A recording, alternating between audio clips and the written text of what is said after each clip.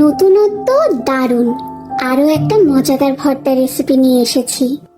অবাক করে দিয়ে লাগবে মাত্র 5টি উপকরণ।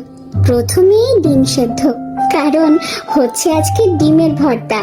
তারপর শুকনো লঙ্কা ভাজা, তারপর রসুন ভাজা, এবং তারপর পেঁয়াজ কুচি বেশ অনেকটা, একেবারে ঝিরিঝিরি করে, এবং সব শেষটা হবে ধনেপাতা কুচি দিয়ে। আর এবার নুন আর সর্ষের তেল দিয়ে ভালো করে চটকে মেখে নাও। মনে মনে যার ওপর রাগ আছে তার কথা ভাবো, তাহলে যেন ভর্তা আরো বেশি ভালো মাখা হবে। বেশ কয়েক মিনিট ধরে শুধু মেখে যেতে হবে, আর তারপর যে রেজাল্টটা আসবে না, ওরে বাবা, কি যে ভালো খেতে! একবার বানিয়েই দেখো। এত সোজা যখন।